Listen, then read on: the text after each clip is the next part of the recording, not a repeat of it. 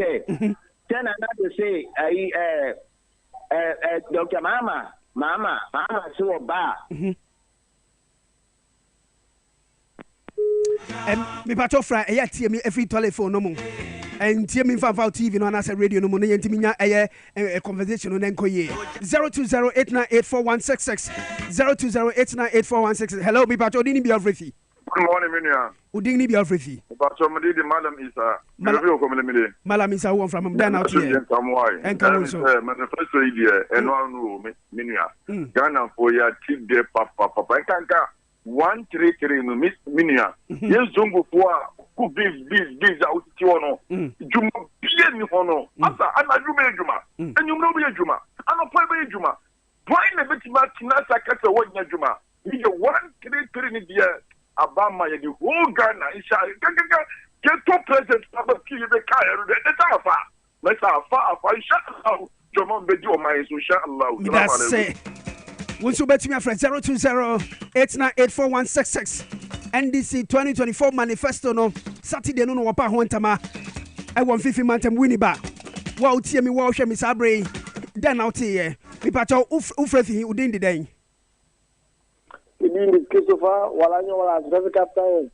okay mi pacho manifesto no insembe na uti free mu a ujedi se eya se papa ma Akora oya kupon onchira pa na amen onchira wonso anopa yo ho afa yi mi pacho ko nsem so mi da CP na manya ofidi kese de ma mi tia ona bo dwesere tete okay bia wo bia yakupon ka no mo na NDC for my yaki asem de esan se ni ame yuti ame bre ntino se mi de nya adwuma ama wo so be nya adwuma ama me so me nya adwuma ya leje se free studio wa obesan ko ye adwuma wo fro obi ni fufuro sa pepepe obi fufuro so be san de asa ba studio wa sa de the same work na yeah ntino nyina no asempa NDC for ere e de aba me da say once you bet me a friend 020-8984166 020-8984166. Hello, mi pacho dini bi ofrefi. Hello. Mi pacho dini bi ofrefi. Good morning. Good morning. I mi pacho me free gupi. Okay, buipe mi pacho one from him.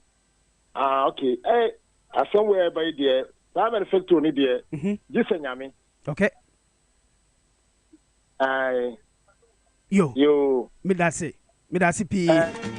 Once you bet me a friend 020-8984166 NDC manifesto no. A dang now tea wom. Ujedi said dang na yen sampa wom. And some ben the bayan in a sodia mao. Nafi wodi atoba. Hello, me pacho dini be free. Hello, good morning.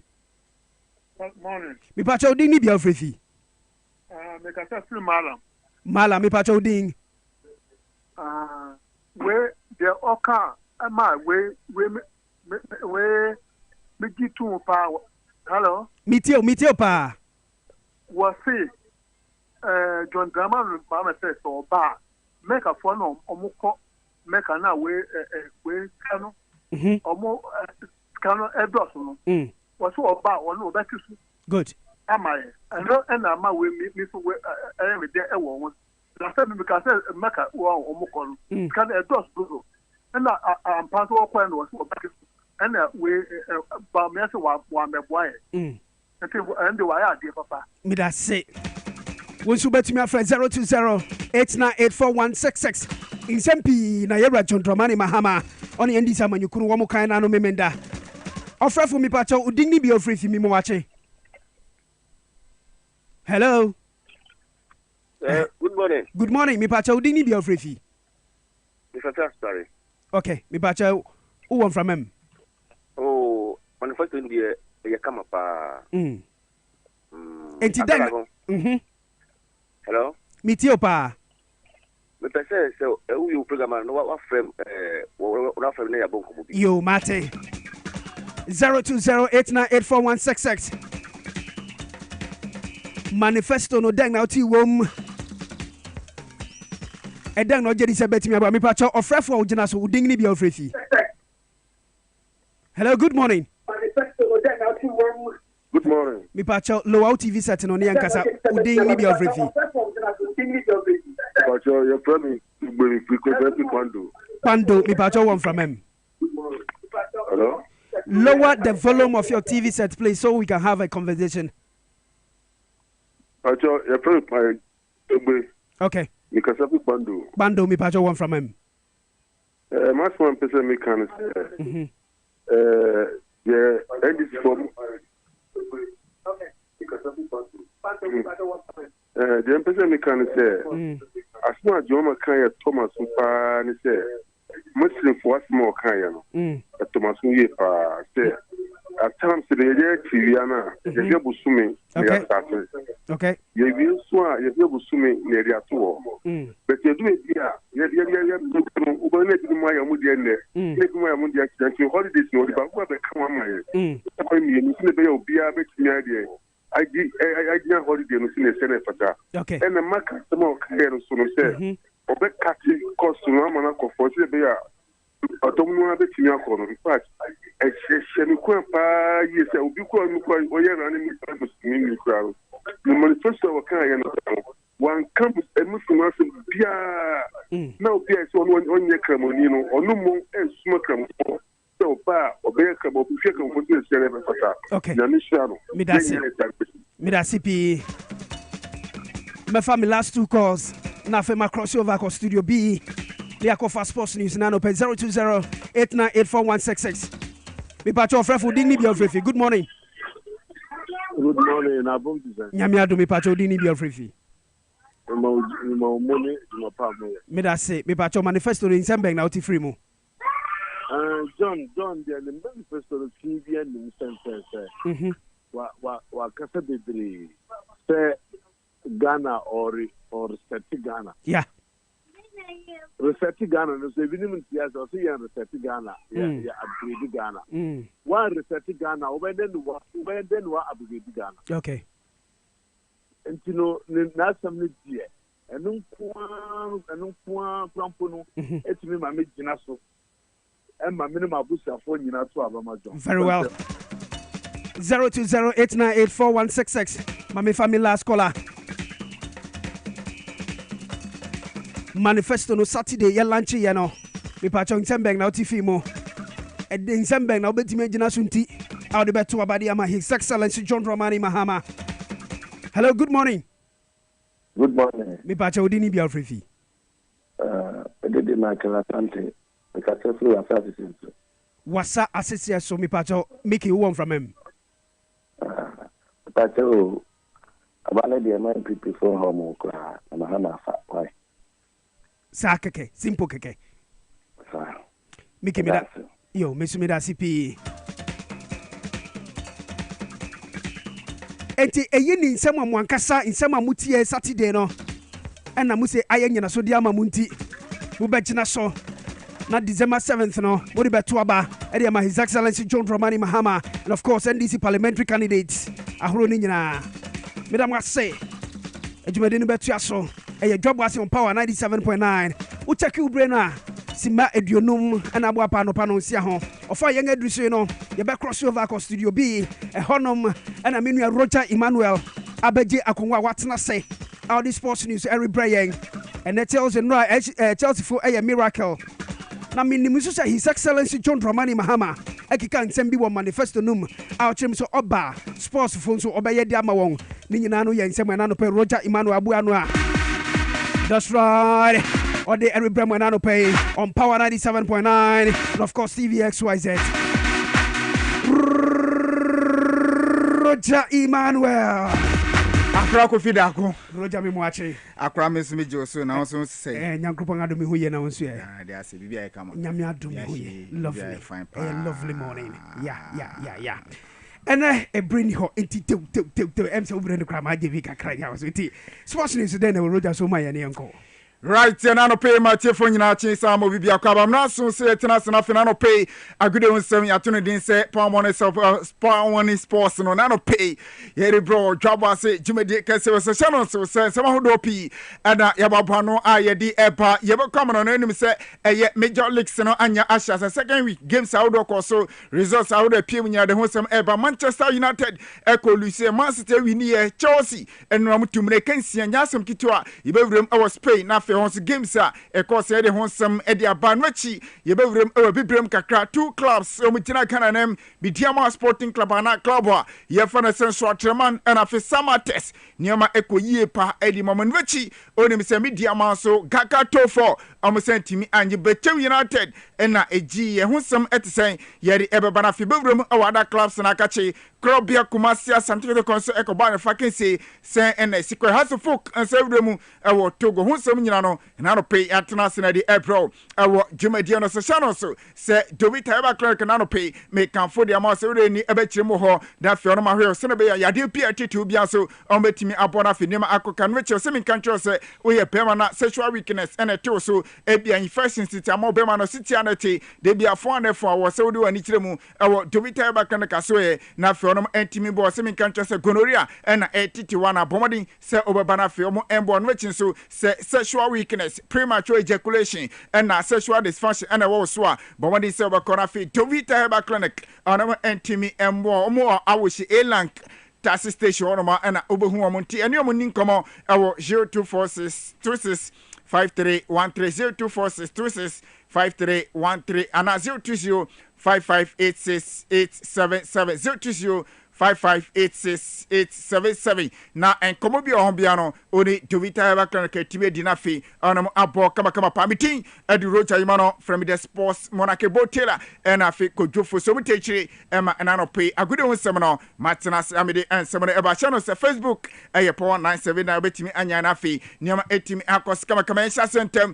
na yemfa fe the Blasters of Ghana so onam se nyame atoma enche Ghana ejina kono 5th September Blasters any Angola any so our Kumase Babara Sports in a way a Kensi Bakwen Ebasa Ghana a Shannon say Afcon ebetim akopimo na fenem etim akọ Camino Kase ye sa match prade 9th September Ghana ednani ebechirem o Niger na fe ni Niger national team no asanso edi akọ corridor semino Kase ade Ghana players obi si aka mo no ni tutu na nioma ekoyie party mo na onim sa Brontia ye fe na Thomas Partey weekend o che go edi ma Arsenal edi nkunima emra mo ni Aston Villa edi ehsese no echi Brontia fe Semenyo ono se provide assist e no se no Bournemouth ensinema e de ekoyie enso e de ma no na se report e ba no se enche kra coach Otuado Blasters ye scored ye re ebo sha 2 games ni nyina no enche obetimi de ababontina fe eno abo asere be bibia so e betimi akoko se Abrante e na Jordan Ayew we free Crystal Palace a wajene Abrante e na Abdul Fattah Shaku e club e na Leicester City no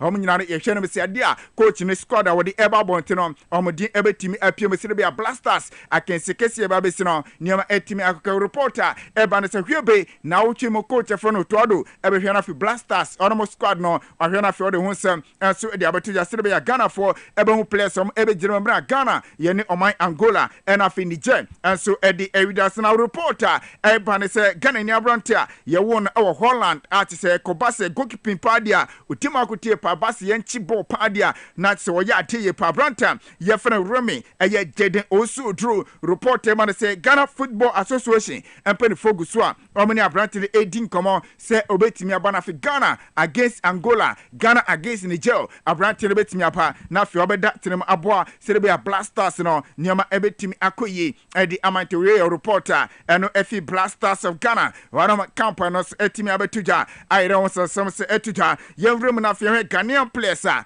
omo esia ka wamno ni anase fi na fi Ghanaian clubs a omo evrum awa bibrem na weekend yomko Germany Confederation Cup and Africa Champions League games outdoor and no etimi cause na them say club of Satraman omo and a Confederation Cup no omo ejina Ghana na manuachi club wa yefana Samates omo so CAF Champions League omo and a represent Ghana kama pa omo nyina ekwe no nyima ekoyi masa clubs nyina obia e fankunudia omo nyina so ediko na club wa yefana se eye instructorman onim se omo di kan ehye 3 goals emna omo ni Elite Sports amo efi chat edi ehye na Saturday and na se return again etuja ewo Douala eno eye Cameroon abonte so ma club wa yefana se instructorman esanso ekwawe ekonya sweet victory eno etimi ebom 2-0 and a club wa yefana se eye instructorman esanso ekokoshe wawe na Brante fana Walid Neema edi kan eposat na eye 32nd minute na Brante no edi kan eposat na 81st minute Brante a yɛfɔ 17 wo wɔno so ɛde second go ɛde pay so ɛma kesi no ba na wie no club a yɛfɔ no Nsoatreman ɛsan so ɛkɔ wini 2-0 ɛnti ɛde a 5-0 aggregate club a yɛfɔ no Nsoatreman ɔnom aqualify a ɔnom ɛkɔm no now report ɛba no say ɛde a club a yɛfɔ no Nsoatreman no ɔmo next game ɔmo every next one no ɔmo ne club a yɛfɔ no CS Constantini ɛnso ɛna betimi ɛde awida semna ɔmo aprogressi ɛkɔm anti ano ɛyɛ nea no so ɛtimi ɛpiem kama na onim sɛ weekend ade a CAF Confederation Cup no ade a games ni bi ɛkɔse nye club a yɛfa ne sɛ Nsoatreman ko a ɛna ɛgyina akono a wɔnom esi akan ada games awdo dodo na so ɛtimi ɛtutwa ɛwɔ epibrema na ɛyɛ matisa na ano ɛdi yie pa na ɛno no yɛbɛba se na fe yɛhwɛ sɛ na results awdo no ɛpiem nyina no ɛho nsɛm nyina ɛsitie na yɛnwrɛ mu na fe yɛhwɛ sɛ ne a results awdo ɛpiem ɛwɔ CAF Confederation Cup no weekend no na yɛmfa ɛho nsɛm ɛmfa to Japan dia na ɛyɛ dia o down woni ɛkyerɛ mu a na Boboko ayɛ from sɛ ɛyɛ Ethiopia Bana FC wɔn ɛgyina kono mo ne club a yɛfa no Kenyan Police ɛna ɛdi wida so ɛba na wie no na club a yɛfa no sɛ Kenyan Police ɛkyi club a yɛfa no sɛ Ethiopia Bana FC ɛhyɛ mo kaba comment and ɛnwɛkyi club a yɛfa no sɛ Coastal Union FC ɛtena fie ɛne club a yɛfa no sɛ Bravo do Maguis ɛnso ɛdi wida so ano so ɛkɔyɛ 0-0 ɛno ɛkyi Police FC ɛnso ɛtena fie ɛma club a yɛfa no CS Constantini ɛkɔbɔ mo kamienu a wɔn so no ɛntimi anyɛ den wɔn so ɛntimi anase wɔn ɛte kana mo baako ɛno ɛkyi club a yɛfa no sɛ Fovo Club ɛnso ɛtena fie ɛma club a yɛfa no sɛ Peneville FC ɛkɔhyɛ mo kabako a wɔn so ɛntimi anyɛ den ɛnso ɛntimi antena fie ɛyɛ Orapa FC ɛnso ɛtena fie hyɛ kamienu ɛma club a yɛfa no sɛ Foster FC wɔn so ɛka no anase Forest Stars FC wɔn so ɛka no wɔn ɛntimi antena ɛkyi club a yɛfa no sɛ CD ɛyɛ Lunda So FC ɛnso ɛtena fie ɛne club a yɛfa no sɛ ɛyɛ odawan ɛkyerɛm a yɛfrɛ sɛ Plus FC ɛsɛ ɛdi widasa ɛno sɛ ɛkɔyɛ 0-0 ɛna fe club a yɛfa no sɛ 15 de Agosto from Angola ɛnso ɛne Otoho ɛnso ɛdi widasa Otoho ɛhyɛ kamienu a ɛyɛ a club a yɛfa no sɛ ɛyɛ de Agosto ɛnso ɛti anti ɛkanam bi ɛna fe Asfa ɛnso ɛtena fie ɛma club a yɛfa no sɛ ɛyɛ Aska de Kara ɛs from Togo ɛmo sɛ ɛhyɛ mo kamienu a ɔmo sɛ ntimi atena fie club a yɛfa no Jara FC ɛnso ɛhyɛ ɛka mmiɛnsa ɛma East End Lion FC ɛnso anyere ɛntimi anti saa ka no nti weyɛ results a ɛno a ɛpie mu ɛwɔ CAF Confederation Cup no mu a yɛde ahonsɛm nyinaa to gya ɛdi kan ɛde ato anim dada sɛ Saturday club a yɛfa no sɛ Nsoatreman ɛdi nkan no bɛka mmienu a Elite Sports from Chad ɛnso ɛntimi anti nti ɛno ɛyɛ results a ɛpie mu ɛwɔ CAF ɛyɛ Confederation Cup no mu a yɛde ho nsɛm ɛto gya ɛno a na yɛmwerɛ mu na afei yɛhwɛ nyame adom a games a wode ɛbɛtumi aba so ɛwɔ next round na ansa na ɛbɛkɔ no so no yɛhwɛ CAF Champions League na afei yɛhwɛ results nsa ɛpie mu wonim sɛ club a yɛfa no Samatex wɔn ɛna ɛgyina Ghana nam na wɔn ne club a yɛfa no Victoria FC ana Victoria United FC from ɛyɛ Cameroon ɛna ɛdi wida sɛ first leg no Samatex ɛkɔhyɛ mu kaba kɔmɛntimi ante ɛno a results na return leg ɛsan se ɛpie mu ɛwɔ Accra Sports no ma results a ɛpie mu no na ɛtumi aboa club ɛfa no Samatex ɛma sisi amene okasi Samatex wɔn progress a ɔnom ɛkɔm no ɛnura ɛwɔ Accra Sports no ma club ɛfa no Samatex ɛhyɛ ɛkabako ɛma club a yɛfrɛ sɛ ɛyɛ Victoria United FC from ɛyɛ Cameroon ɛnso ɛntimi anti saa ka no atse wohwɛ sɛ na kensi no ɛsi kɔi dia na sɛ abrante ɛfa no sɛ afo wɔno ɛna ɛtimi bɔ no mɔde a wɔnya de only go ɛtimi ɛboayɛ ɛma club a yɛfa no sɛ Samatex nkunimdie ɛkɔ yɛn so ɛde ma sisi a club ɛfa no Samatex ɛtimi ɛdi nkunim na sɛ wohwɛ ma 2-0 aggregate ɛna Samatex ɔmode ɛkɔ next round na next round no wohwɛ sɛ na game no ɛbɛsi akɔde a na kyerɛ club a yɛfa no Samatex wɔmode Wydad Casablanca from Morocco ɛna ɛbɛtimi ɛawida so ɛwɔ next round ti ɛno ɛyɛ na sɛ wohwɛ ma ɛnora results a ɛno sɛ ɛtimi pie mu na other games a ɛnora ɛto dwa ɛwɔ CAF Champions League no mu no na kyerɛ sɛ ɛna ho sɛm tie Gor Mahia from Kenya ɛhyɛ Kenum ɛma Emarick ɔmo afi Sultan ɔmo ɛte ɛka no baako Cotton Sport Karua from Cameroon etinefi ene club afana se AS Douanis almost the shares no ekoye 1-1 and afi uda woni echiremu dia na te se club afana se Ahira Onduman ese etinefi ene El Ali Benghazi from Libya and so no ekoye 1-1 and afi club afana se Manama Union FC and so etinefi ene club afana se Ngazi Platinum FC na eye 0-0 penalties and a club afana se Manama Union FC ewini 4-3 almo edi qualify almo economy nimu na afi Samatex Esheba kuma Victoria United and so entime anye de anti sa ekano and so ewo hormon afi ohwe other games and also team eko supandia na tise wo down ni chima Dwabo Ase and so etenefi na tise wo se omni club a ye fana se Resta Bunga and so edi we does sa game no entime amase na afi club e fana se Minister and so ehye kamye no ema ESPIS and so edi we does no and so ekoye 2-0 against a club a ye fana se PSI. And also a game at me a cousin of San Pedro from Ivory Coast. And so any club you have Rangers, Eddie Dawson or San Pedro, as a Kabakwa Rangers, and so intimate into a games and also a 2 dry our CAF Champions League na club. You have a summer test after so much Yano. Coach you have a new routine Amadou, Eddie Samakra, Eddie Tuja, HM say, Sina give me the normally say a gamer na a be difficult, na a be a tough game, Eddie Amam Yentin Sama, new routine. Amadou Eddie Etuja.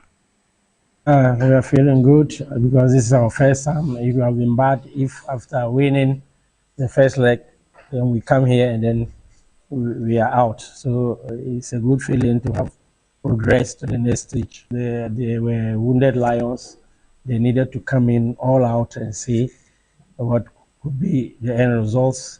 And we knew that it was going to be very difficult because even at their backyard, they played very well. So we have to be very tactical in our approach and then very tactically disciplined during the game. And what is most unfortunate is that they didn't allow us to video the game, and that.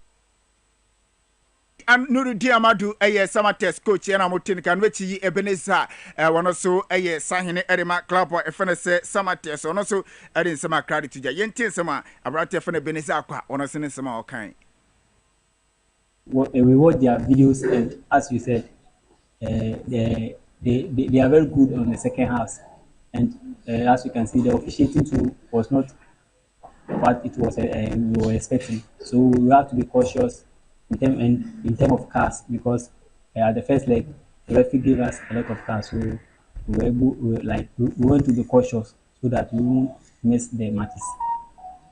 It was very tougher because they lost their first leg, so they think they when they came here they had a result, so it make it tougher for us.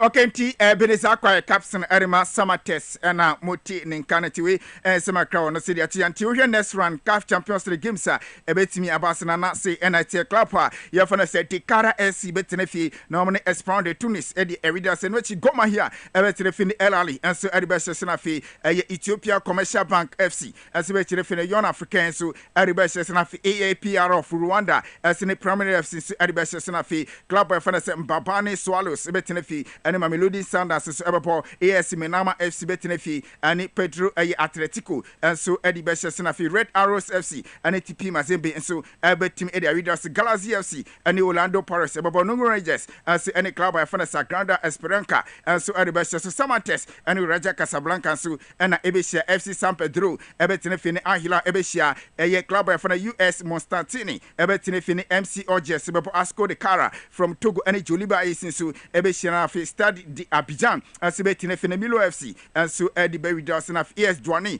as ni CR Belutad and so Ebesha na fi ES Fa Rabat betenefi any Marik and so and ebetimi Shantuwe a CAF Champions League next run game Saudi and so ebetimi as Abas Ghana Football Association 24 CM Fantuja say nyame aduma 26 27 omichire be say 30th extraordinary congress no Ghana Football Association no ebetimi abasa nyame aduma pram and am for the atuja say nyame aduma na say 26 27 no say jumede kese na ebaso papa mo kotena se no mo adwedwe kwan betimi afaso na Ghana Football enso ebetimi atumpo na afi akona nim te no report no efio no ma eno say by the 70 Division 1 ma football ni nyina no for the atuja say nyame aduma ne 11:59 p.m. and a registration ni nyina enso ebetimi aba na we ntise wo ye club na ope so register play bia ene deadline the amount say betimi akọ no register player na finiama ense etimi akọ kan kama gaka tofo and also etimi ebas na oda woni kirema club a ye fa na Bechem United wo mo na gaka tofo etuja e takwate ne park no wo mo na etimi edi nkunim e game a etimi kosa na tournament a etimi ebas say wo last game wo ni Nation FC ene shi wo shi Nation FC kamino a Nation FC entimi anti sanse wo koy no 3 matches wo boy nyina no ni nyina no wo edi nkunim e ni nyina wo di kan e club a ye fa na say 11 wise enwechi omo ebehye Media Sporting Club kaba comment matina fi omo asase abehye Nation FC timino kase de Bechem United omo na gaka tofo no omo ejikoro no na coach Kase Menge e de atuja say last season performance omo eda na din this season no e de Nation FC o si performance no ebeko nanim asin last season yenti coach Kase Menge. Immediate plans, we have to do better than what we did last year. Okay. Exactly, that's what we are targeting. We want to do far better than what we did last year. So if you expect, we're going to make great impact in the. We are almost ready. Okay, and tell my coach Kase Menge wanna see that you Michel Sapon report tebana say wa Jenny Club for the Pando heart of Lanti ho and Okakusaka has a folk team and also Avrim or Togo now report about to Jani say players in the business so moko na wapomodin koye yese bi anya malaria ne ho korebanti abrante for Michael Ampedu wasanso aba back to Accra oba be treatment na ne ho atimi atone new reporter and also efio na man so atimi abatuja krobia kumase atante doko and so Avrim ho hwe any ho United ekoba ne fakinsie bana bi no na tse 1-1 any resource and also atimi Epi Mohamed Gago on the report I want to say club boy for say Red Tabale United almost so afana se die wono na ebabe yom head coach na fe wabwa se be ya bibia se betimi akonkama no tew na fe ya sorry and someone so enanopedia onim say games kakra etimi ekoso weekend na oda woni echiremo English Premiership no mo games a course and say na results na hotemtie e Friday and Saturday Brighton at the Manchester United at the Shaso and the Brighton come you know Manchester United at a Canambako Crystal Palace and so at now my West Ham Shen come you know one also Antimi Antinwechi club of Southampton and so at the Nottingham Forest a Shen Kabako and so Antimi Antinafi Manchester City as a canine Emma Ipswich Town and so at the Mobako Tottenham Hotspur and so a she canine ma Everton and so Antimi Antinafi Fulham and so a she come you know Emma Leicester and so at Mobako Aston Villa at na home Arsenal she come you know one also Antimi Thomas Day Party a she go our side game because Overhampton Wanderers at na ho Emma Chelsea born a Kensia Emma no so at economy no na fi club a ye fene say Bournemouth and so at na fi Newcastle game no and so no ekoye 1-1 and afi Liverpool a shame you know Emma Brentford City and so Antimi Antiti EPL no eno a results and so etimi piem nyame adum na awia ye pa other results how the piem nyina no ye be hwe na fi ye de ho sam nyina da but na mo se no FC Barcelona ha omosi awini na enano payment titi bibi say Ghana ni abrante fena Abdul Aziz Issa onem say Dreams FC ni modebo konkan ye pa report ye ba ne say wakudu Spain na Spain na wako no wako FC Barcelona na wako ye trials say ni modebo ni timi koyia na che say asinfosi ni abrante a oba si akan erema Dreams FC no okwesi akan erema FC Barcelona we asem de asem papa na awia Akora ye beba ye ba won ho you say manifesto nsembebri koso both parties ye be for bia de baako ne ahwese na ne nyina se kamia sa asensem dada na no nyina eka samo 2020 no ne PPM no dodo na asanso PPM enti ye bedom score ne ahwese na sitie na eno awo se Dr. Mamudu Baumi ahia ansentrofo omukobisa no about amputee for no sika sem no oso onyawe onim oso onyawe vice president oso onyawe hanti amputee for no oman no amoye adwuma ma omo no omo se omo nyawe o ne ekoso omo se omo nyawe I'm so many away. But almost in a democratic conano. The same person was also on your way. Ayo. See, I buy Betty home. With us, Roger. Enti Roger Emmanuel. And all these sports news are brayano. And tell you about coaching about Funkrato. And what you beba ne boy and Tontun Sansanimo. But in the meantime, no, Mammy Fasted and come at Little George Health Shop. But your Little George, I mean, Miss Outset. And then narrated to Wapumudum Tams and Konkanga. Was it mean country? So one ever core mixture, ever honum. Yari Biara Wakwan Bepim Sabre and Koye. Core mixture and a bit to me about. It's a food supplement. A papa. Core mixture no me pacho, a Food and Drugs Authority for Wangajatum. And Yanunkutoni in Rua Oritongo on a catchy honum. If I chop a mistake, you be a honum. 3P garlic mixture, Benya Biato, Dominion Herbal Powder be a Little George, Ewatema Community 5, or shall PV or being run about now, and the press be as a phone 15 pay. But you'll be to my friend 0243 140 213 0243 140 213. Dr. Agbozo Herbal Clinic. What's a Mary Manomin Kancha Musamo more premature ejaculation? Simaba Kuntem, 1 minute in a yadipa, and Mary Manomusha, Amuntimi Mujuma, Mutu more low sperm count now. What's a Minka Jamus and Mumram Wati? Obey me to a city amamo. Bia only be a compare with Gori DB, Wakati in Yariwabi, STDS, if I try to me about, and Miano so, Odepuya, and as a white and a yadipa. But Musha Abuzu Herbal Clinic, Cherakwan Wati. Our Kwashiman will be a Infinipe. Obey to my friend 0241 750 282. And if any branch about Kuswa, I want my community 25. On the Savannah Junction on the DNM share, but to my friend 0557 402 696 0557 402 696. Solak Natural Clinic, Dr. Solomon Papebi. What's the main country of Butuko Memleheya? Only Harvard Senior High School in the DNM share. If I try Honmuno, it's a kidney no. If I touch my Toby Bahwan. One share the morning in an said the whole your life in Yanano Abanevianing. Eti dog say make a say bra, kidney de. Oh, ye wadi ye papa. If you live Vansono, obey me a womb.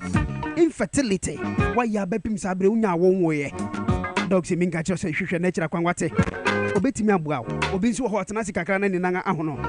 The patrol obey me a friend Dr. Solomon. I was 055 393 2631 055 393 2631. For Sansu lab test a Hurun in Ebe. Every Mamina of Farm Medru so. Namin Conco Jema Buafon Crato. Me Basisia. Not yet the end to Sansana Bremo. I will Dwabo Ase. Our power 97.9 in FATV XYZ. So, Treme, Mary Basisia.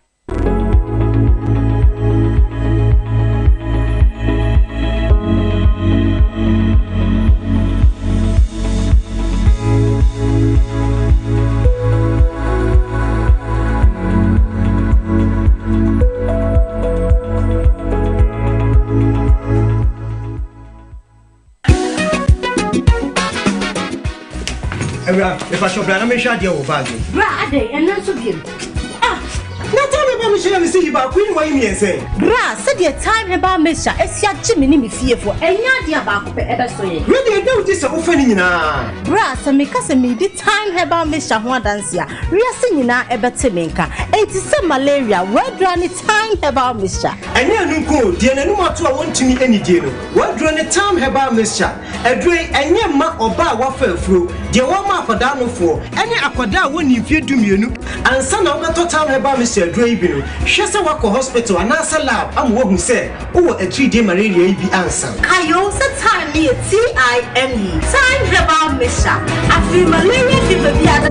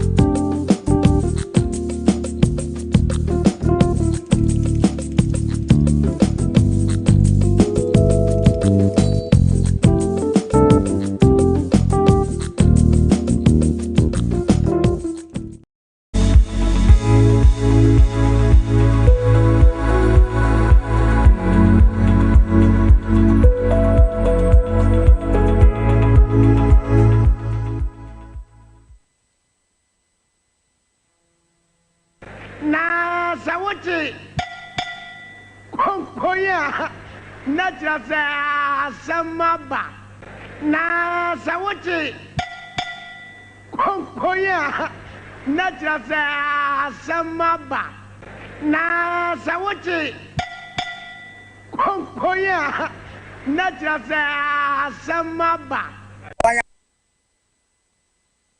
Amo ofaya sane mani ade bobiachi oba ne wan ye ni aka no be ni yesusu na waka na this government dey anya kula se wuti konkoya na che se ofaya. All right, yamamu achibiom utingoko na se ojana na yechiremu enne anope ofa yenge du so e Dwabo Ase on Power 97.9 FA TV XYZ so no eyo fa ye jebre ni ehwe nsem no se ne atifa yantimu Paul ani niema e wose wo Ghana ni no uhu se ne Ghana nkasa atifa midimbio Akora Kofi Darko ena mi na meri di dwumadi hu achia me na matine mo ama mi amenu yakwa menka den asem potinene yerika hu asem yenim se sabri NPP as a political party no won ena wo mu rule Ghana ana NDC fo onso April ne ngensi wo beba na yenim se for the past 8 years no fisha wo twe intemune no enema say to the extent that yansi kasem enkoye 2015 honomo ana ene omampanyiga Kufuado sabre ne mu no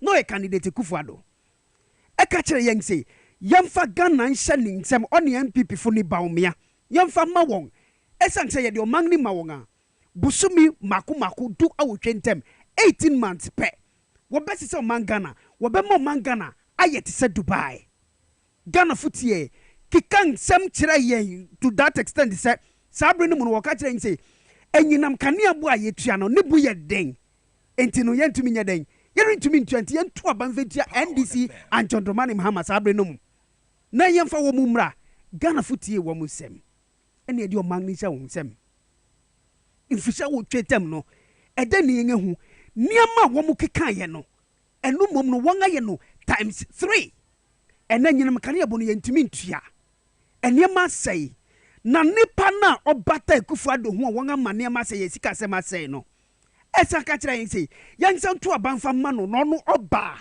eno ba besisa niama enti yansa ma ono ba me and then the NPP fed them uye Ghana ni wankasa unim se omanga ye wo misabre eniama sei eti denti na wo se ye di sa kwanya ni ma ba me biom on NPP wonim se Ghana ni ukoto aba ne adima NPP pe na say Kufuado ni tetem ena odi ama no ne esan say economic hardship sikasema enkoye enema say Ghana mebo ye ni adwuma ye no na say usan edi sa kwanya na ma wo say won tonkoso no manya ni sa biom aso wo Ghana ni a wuritie mi wo gwadi ni na sabro rehwe mi no a wonim se nema se no betu sa na mo na na ba o me say owo trimupo foforo owo ni new ideas na ni so ade hu foforo new vision o say ono de oba ba niama sonko niama different but we also know say omampanyiga Kufuado ka kire yen say nienti ade ba o me ba ani say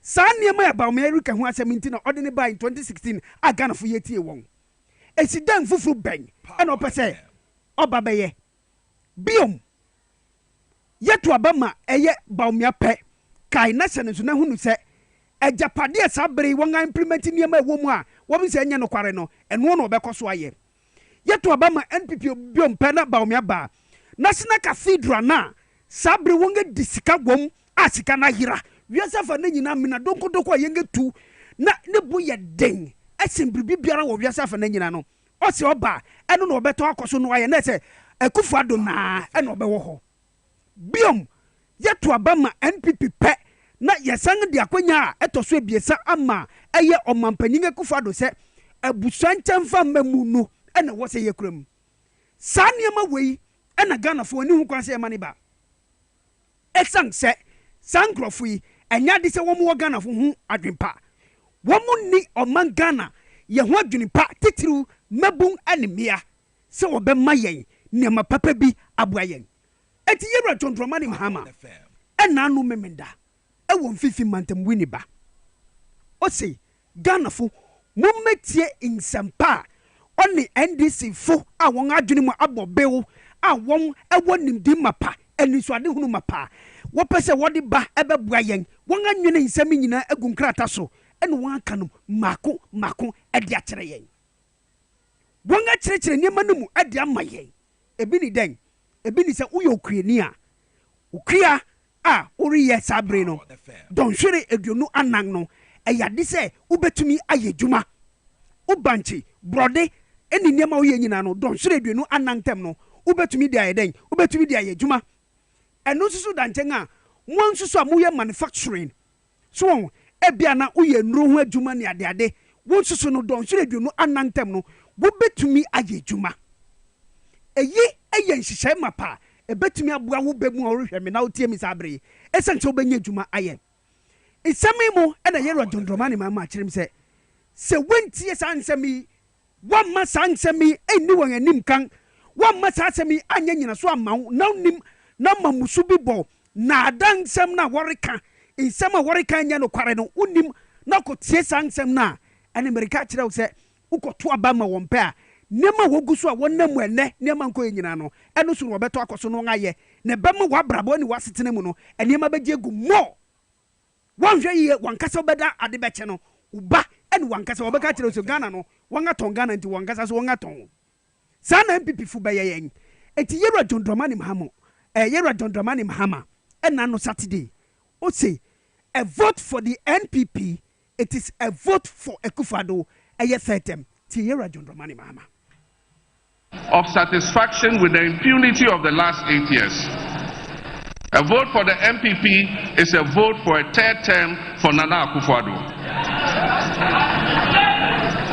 A vote for the MPP in this election is a vote to escape accountability. It is a vote to allow officials who have stolen and raped this country's resources to escape accountability and go laughing all the way to their bank accounts. Ladies and gentlemen, their flag bearer and his running mate, who have been prominent actors in this horror movie Ghanaians have watched these last almost 8 years,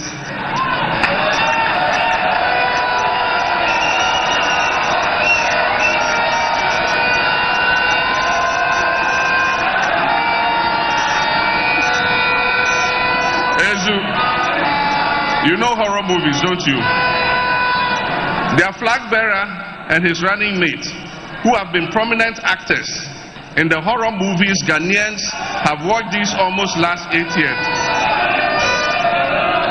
These people cannot be the ones to exact accountability from the government of which they have been an integral part. We are at a critical juncture in our democratic history. Choices we make in election. So, yɛwura John Dramani Mahama mfirihyia awotwe ntamuni ɔman no ayɛ sɛ nsamampɔn bi mu a nnipa bi a wɔn anim ahu nyɛnyɛnyɛ te sɛ beaeɛ a wɔbɛte sɛ sika hyɛ bia no gegegegege wɔbɛbɔ awura hɔ akɔdi sika no wɔbɛfom no sɛ nyafo benkum ne nifa mfirihyia awotwe ntamuni wankasa Ghanani a woretie mi no bisa ho sɛ dan paa na Bawumia ne NPP fo ɛna Akufo-Addo wɔn ayɛ ama wo sɛnyɛ naada ne fa sika wia ne sika di a ɛdan bio no wɔn ayɛ meribisa wo sɛnyɛ nhyɛso sɛ Ghanafo nsɛntwerɛfo mu nya akɔnya nya mu adwuma nsɛntwerɛfo mu ntimi nka mu akoma so asɛm nsɛntwerɛfo mu ntimi kɔ bisa ɛyɛ ɔmampanyin Akufo-Addo ne Bawumia asɛm a ɛne da biom efisha wo twente mu ni bisa ho ɛyɛ naada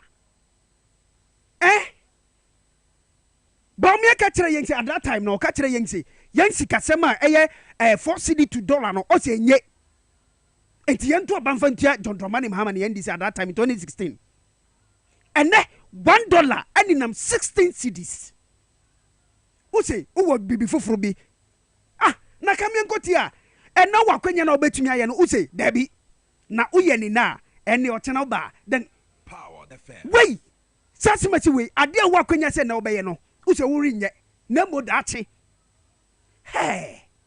mmato wo huhum sangrofo yi onnim na koto abama NPP a mepacho tie nia unam yi ena wobaye de wobedobo no ede ama wo efise omampanin abedi chiriba o miakuro ya no eka kire se ode nhihye bi aba o se no eyese yedi yan ayasika kokko gold emfa nkoto fam ngo infamra gold for oil policy nanu na benam sunti fam ngo diesel petrol diesel ni efei kerosene ayeto wo man mu no ne bunu be den ebeba fam ene odi policy na ba bisa hu sei odi ba imponet den ene gold for oil policy na odi aba no enu mom na abua ma yen fam ngo bonu akosoro more gold for oil policy no abua amane petrol 1 gallon ni bunu akosoro diesel 1 gallon ni bunu akosoro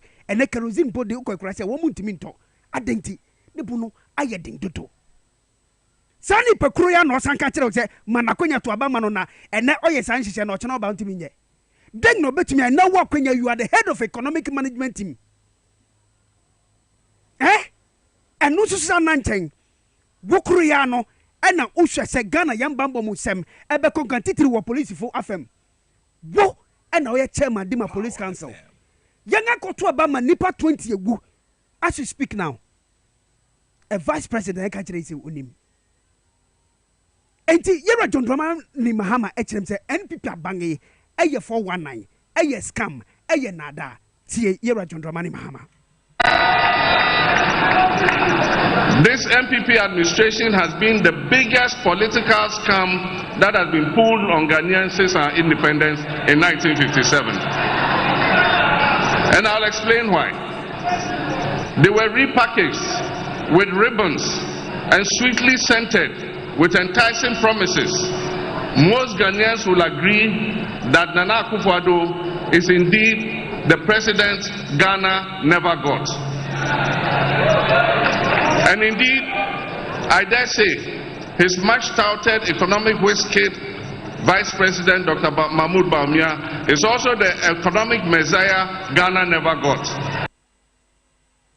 Eti eyi yera jondromani mahama. Suwahu. Me say in 2015, ane Bawumia beko aha no ninam ha Central University College no ninam ha. And the economic lecturers see the who's and some anyone in them ha wabaya say one guy say oh kikan ya kwapim say ni hukani abeka che say oh eba no Ghana economy dia ayade say Bawumia wa ben wo mu ye papa so what say wa ben ena no obi interpret obi a wa ben say wa ben ama nipa no wa se wo masabre wa ye tumunti Ghana oba pa yensi kasem anje ye kura na dollar no unya ukura dollar ba kwa ni ye ba di Ghana peso no eduonum 50 pesos na be ma because oh tise wa be ye pa to the extent say ka tise wa ko ye juma wo World Bank da ma wanga man juma so ko ye juma wo Zimbabwe nti wa be and what we see eye nada eye scam eye odugu eye 419 enti enmo hu musunko ka se ubeto aba ediama Bawumia na se NPP da tie biom Bawumia be ka kire se economy no o watumi ayeyi ena den wo ba ba mu pe in first 100 days no what we bua ma won atumi bu adwuma be se 100,000 jobs ama Ghana mebu if you say be time if won asem bu adwuma 70,000 jobs from 100 no asanga ba fam onipa ba ko be kan yi no asanga ko foforo ena no yan kotinkoti a former information minister and so be catch say wonga bue one promises wonga promise ye no wonga fulfill be 70%. Actually nipa operate me no ono so say 80%. Enti ye koya na say by economy nankasa hu 70 den.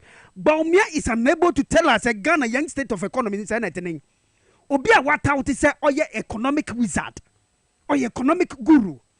Oyo bia o the economy ni nsema obetimi aye ntutu e manema nyina be konkan. What do we see today?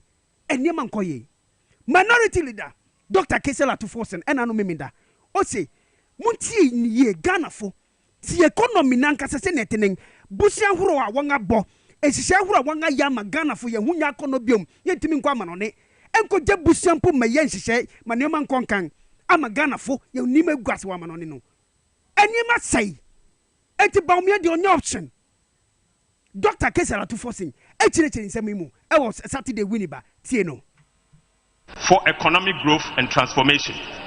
The big push will be a major economic policy of the next NDC government with 4 key economic growth poles. First is the Western Corridor Economic Enclave project, and then second is the Eastern Corridor Golden Growth Agenda. The third is the Transformational Road Transport Plan, and the fourth is the Cocoa and Palm Economic Crop Rejuvenation Program. Ladies and gentlemen, the NPP government has been a monumental failure.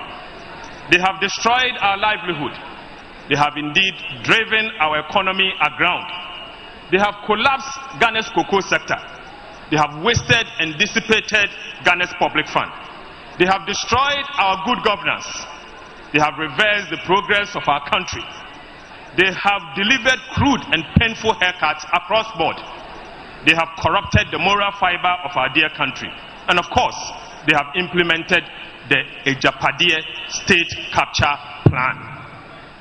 Let me say, fellow countrymen and women, that the time has come for us to come together to restore our country and reset our country.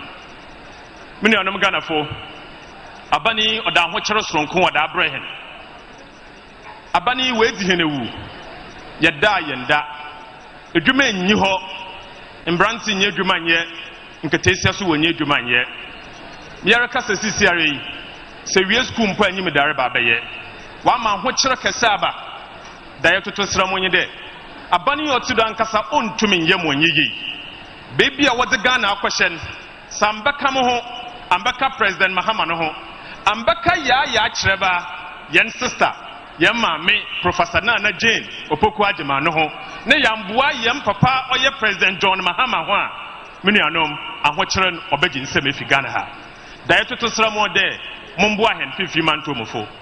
Mwamu the NDC party, Yaka party or Junianwa, Onini NDC party. In Bribiaraba, Wabwahen. Yatutu Sramuina, Mumba Kanyaho, Nayan Ghana onye ye, Sunday baby a Ghana Rokon, Waya Mutodo, baby or money quay, Sayankam boom, Nasa Yam J or money and fee MPP one sema, a query or Bessay, Madame.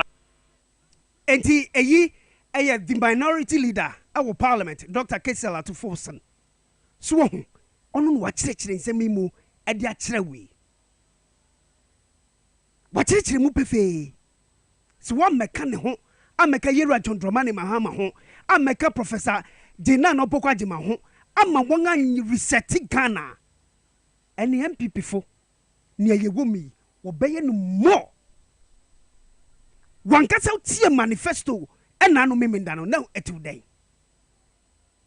Send your work can't cut out Nara. My year John Dramani Mahama San Chiremu, actually said, be no more one at them. Or say more. Many no man wedi dem. Mubenya kwenya kosua pomu. Okwa amutweka prebampo. Munsusu afa na moriba be confessia fo amumu nya yinso eno susu muntua he no. Wa kirekire ni nyina mu ade amamu.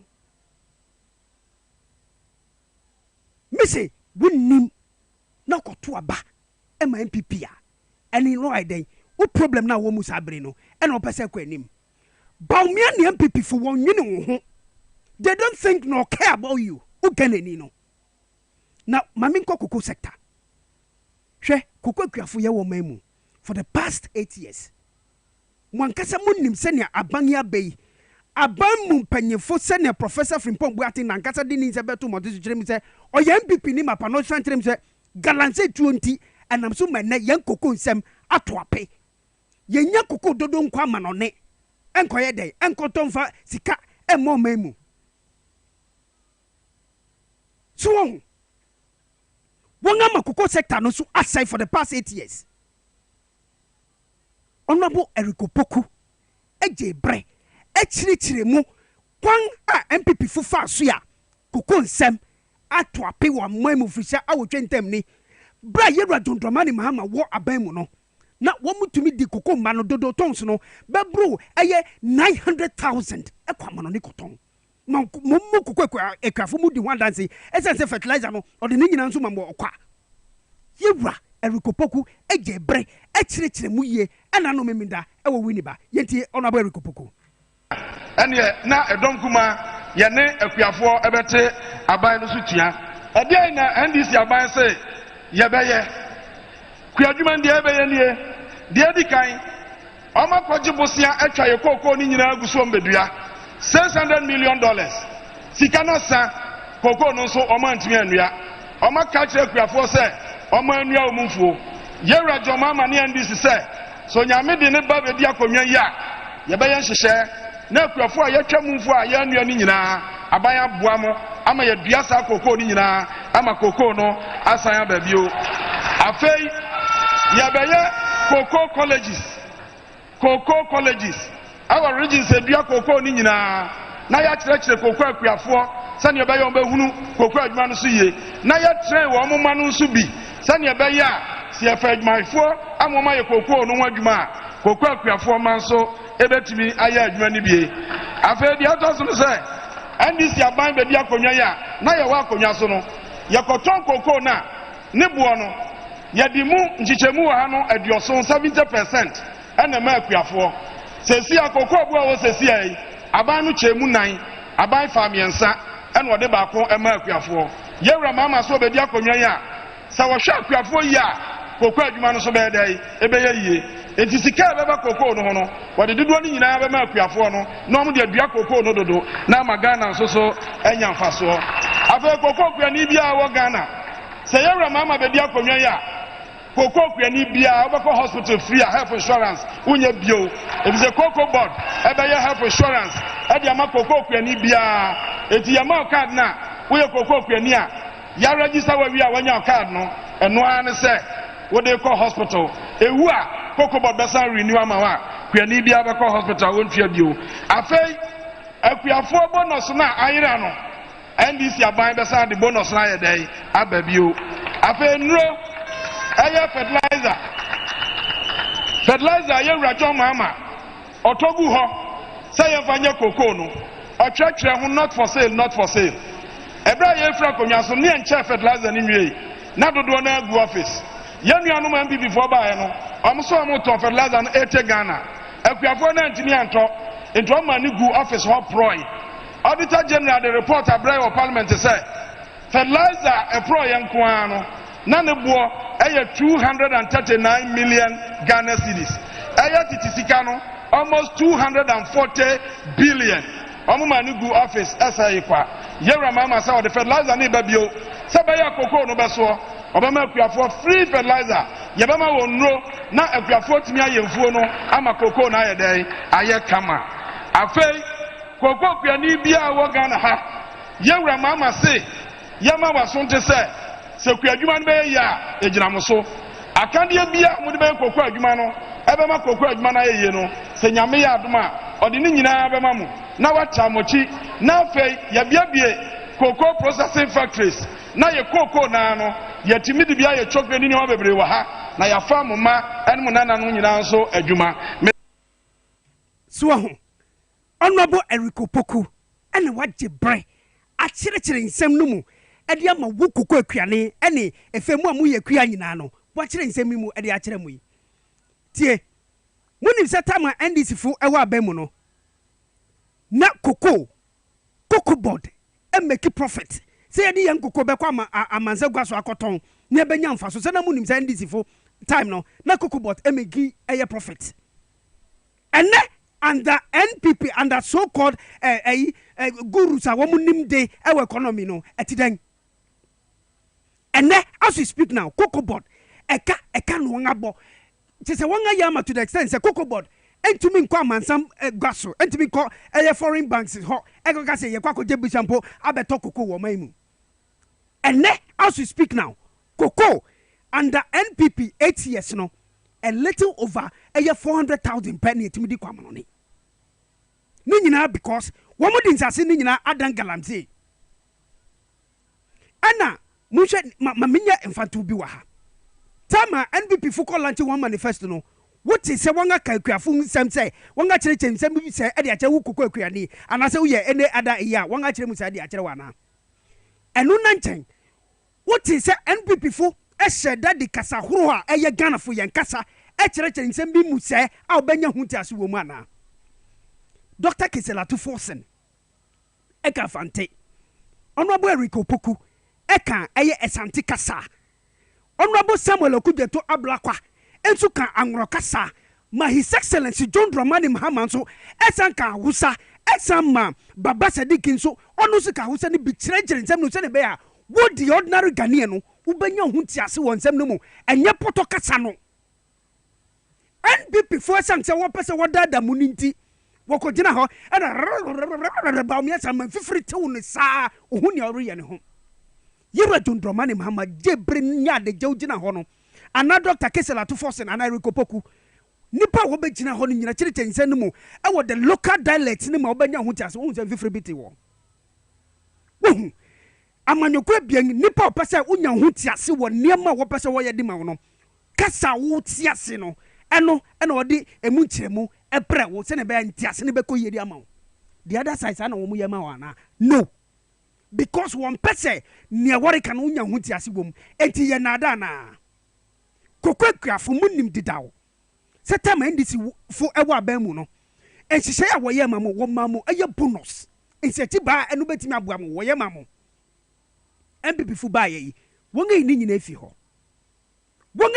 ho medidi anya mi yawo eye koko fertilizer a wonga twere ho not for sale ade we yenton fa ma koko akuani NPP ni baumia na ekufa do wono mo ebae no wo mo se dabi ye beyi not na fi ho na ye ngaton ekuafo se dabi enye san hihye we na Yewura John Dramani Mahama ne NDC fu wo ye ma ye enti ye rentimi ntuaka ene bank se eni kokoboro mo se twaka yi ene fertilizer na ye de begu ho ama promi no arikasa no nyina no asai ngato no nyina akene abanga odwene huni ana uye kokokwiani abanga odwene hu na wo mpe wasem na ne nyina ntemfu ano sa niema wonga sai no eyi cathedral amina ya wonga kotutu ma niema sai nyina mumabum kontamfa nkyere ye na abanse akontabu lai minimutu kwanta ya paganafo ya mamuhu coronavirus COVID-19 by COVID-19 abangi World Bank ama usika NFA ama funsu ma usika usamba ye nhihye bi se Ghana fo ye wo man mu no ye nyina ye meyi ye nkotokum usika kakra emfamu ya ne nyina no ye disika nyina man nsori nyina disika bi mawo brabonting babum konta fa kire yenga abanse onye down nye ne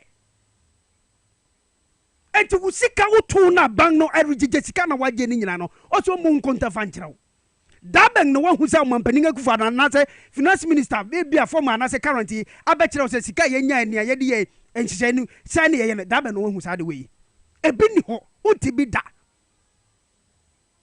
His Excellency John Dramani Mahama bra wa ba mu no time to time brain bra no nyina no of friends am twere fo mumra maybe some insem akontabu musika mije ye busa mikoje niam me di ye ni no wa kire mu de akire wo wankasa nso bedu ho mu say you opani misika me to oje ye no anase sika ogina mananko amano ne kobo ohun bisia no ne oda ye nin akontamu mpa na ye djuma eno ena noftom ra se begweni Samuel Okujeto Ablakwa kyerem se Ghana fo mu pese sa kontabu no mapa biom etambadi a e wo se mu to abadi ma His Excellency John Dramani Mahama se ne be ya enkrofo ya won age yensika won mu hu kontafa nkyere yensika won edi baby afa nyina no ene wodi ato amena ye betime nya kontabu mapa de a accountable governance de a e wo se ye to abadi a NPP and then baumia tie Honorable Samuel Okujeto Ablakwa been asking brilliant proposals from President Mahama. How is he going to fund them? Operation Recover or Loot will help us to fund these projects a great deal. As we speak, a gentleman called Kari Samis is keeping our $6 million in America. There are some shonky sheikhs keeping our $2.4 million in Dubai under a so-called Operation Recover or Loot. Will retrieve all of these looted funds for national development. President Mahama is also saying in the manifesto that we will collaborate with the judiciary to establish a special court for persons who adverse findings have been made against them by the Auditor General and the Public Accounts Committee. President Mahama is also saying that for the first time in the history of Ghana, we will legislate, have a special legislation on scholarships. And as former Deputy Minister for Education, I know the scholarships regime in Ghana is uncoordinated. You have Scholarship Secretariat, you have GMPC, you have Cocoa Board, you have all kinds of institutions carrying out scholarships. We are going to have one law, coordinated, and what I love most about this law is that politicians, politically exposed persons, family members of government officials, as you heard President Mahama say, are going to be prohibited. They will be totally banned from accessing scholarships. Scholarships will return to the brilliant but needy. I am also excited that President Mahama has indicated, when you go through the manifesto, that he is going to collapse the practice of having a special emoluments commission to deal with only Article 71 office holders. He is going to break the gap between Article 71 office holders and Ghanaian workers. So he will put together one body, the Fair Wages and Salaries Commission, and then the Emoluments Commission will be put together as one body to take care of wages, to take care of remuneration and the conditions of service of Ghanaians, so that the gulf between Article 71 office holders and the rest of Ghanaian workers, that gulf will be bridged and addressed once and for all. President Mahama is also saying that our friends in the media, he is going to repeal all anti-press freedom laws and fully implement the RTI. The RTI has too many exemptions and too many institutions who are not implementing the right to information law. He is saying that under his watch, he will make sure that we have the full operationalization of the RTI. Finally, to the diplomats who are here, you will be excited to hear that President Mahama says that he is going to respect international law, respect the Vienna Convention on Diplomatic Relations. The inviolability of diplomatic missions will be protected. This practice unseen before only under the Akufo-Addo government, where embassies are being demolished, the Nigerian High Commission properties, the Bulgarian embassy, that era is coming to an end, and all diplomatic missions can carry out their diplomatic assignments in peace and stability. The demolition of embassies because of looting, land grab, state capture is coming to an end, and that is another exciting policy to look out for, in addition to a friendly foreign policy climate that will enhance good governance and deepen partnerships and make us a country that is friendly to all persons. Novinho mie baglomba afififia vasugo apa alapa avasugo apa achingli nito over bladua over blagana nana kama nyonyomo ta manifesto ya nana le manifesto ama na amashiama ta ala vavieba December 7 mi fokaba na mi adakona His Excellency John Dramani Mahama na adonye ya owo 2013 to 2017 na watrava aba yiji na Ghana mi atenchi akọ fafa na ingoyi afa na afukpa ya mi pepama asugwapa na ikata na jo akpanami mauna yami nyawiva odo akpa. Thank you very much. Enti Yewra Samuel Okudjeto Ablakwane so wasa kyerɛ mu kama ɛwɔ anwono kasa num sɛ na ɛbɛyɛ nuanom anwonofo so wɔbɛnya wɔn ho tiase wɔ mu hwɛ amanyoku ebienyi hina ɛna ɔdwene wo Ghanani no ho hwɛ cathedral nsɛm yi ba omiase yɛto abama na ɔbɛto aso ho o se ɔbɛngage the stakeholders no ngawie sadi we mfa so bia emra yɛn owura Samuel Okudjeto Ablakwa ka hu asɛm sɛ enam sunti amanonifo won tena bia ya wo ni won emanfo anya nkitahudi wo mu no won aye den won adwuru ni nyina egu no ye ba ba nhwem o so ba obetua so amanyuko ebie nyiwe efei enransem a ba me eka ni sem bi o se den den there's a ba me mpo onim se koko sector no eniema sei Baumia Ghana ni enkoto abama no wate wonim ne erikoso wo maimu na ne nyina kanfu ya no o se eden asema se Ghana ye sika sema enkoyie ene $1 to 16 cedis Ghana fo a yenge kunwom eye 8 ewo Tachiman South bra ye ritu aba ewo 2020 bremu no ani niam ahuru wa by election akoso wa yawaso boasu ogon no ba me aka kire yen say as a head of the police council no and not to one am no ya onya kwanya na oba ba mu a onya bibi fufuro mfanye baumia ujede so dwene ho tie baumia. We wanted to do these tax reforms, import duty, flat tax, tax amnesty, and so on. But why don't I do it now? And why do I want to? I must have a manifesto. Otherwise, if I do everything now, if I could, what would I do when I come into office? I mean, how can you do everything now? Even President Mahama, former president, who was president, I'm only vice president, but he was president. Why didn't he do everything then? Hey, Obia, uwa kwenya ni neno. Usinyadi ya obeye. Nese, ube dadaye. We, unibribi pepe biamau. Natie. Institute of Economic Affairs, IE. And what in Zambia beto Montenso. Which means almost all indicators were worse in 2023 than what you inherited in 2016. Power FM. IA to government. Institute of Economic Affairs. South Sudan Jinmensa Nedano. One much say a few tremu nanzeyano. Nese, Nema say Nema Jegu. What the tutu bra wabe J or mangi. I was 2016 and I say, Womu by one more whom the Nema say. So, this is one of them. And all confirming. Send your say. Eti den about me, Eric. Power the fam. Only be pepe biadimau. And now walk when ya obeyano. Use nenonya dia maye, nemu mochana. Tisasenia, yanga ko brubusia wa monanisa, e was a yeni, a mononifun konyan kita hudi ansana sebia yanka no mudi beche nebia.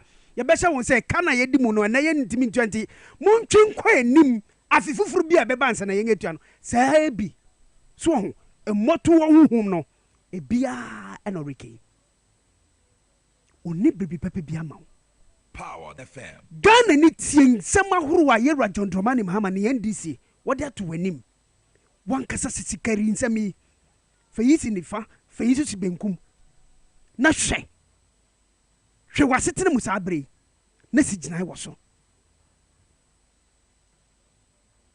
na fatu aba afiwe NPP and Baumia. I am telling you say wouldn't no go to abama wonga udachi and ebese sanya ma enko ye a wonga hu say abano wonga lusu in advance ninti wonga fiase kokoko market bi and ada no wonga ko hawa ko say some market women here there and blah blah blah wonga endorse Baumia because they manya ninti so kopem mo sha osu do kumpote mo a wonga fiase area sa de ni bi se udu honu ma na waka tere gwadifo munsheda nipa benu bi mu waka say o ya endorse Baumia mami kwa hawa so na me ni member of parliament ma this year won e wo sha osudoko abaton pesu so madam Linda Akwele okrunko twetwe nkomo wo sansem amate hu se nipa bi ni nam honom Erika say mia gwadifo mia wo mu ewo important mo no won endorse eye Baumia ono abomi mu ache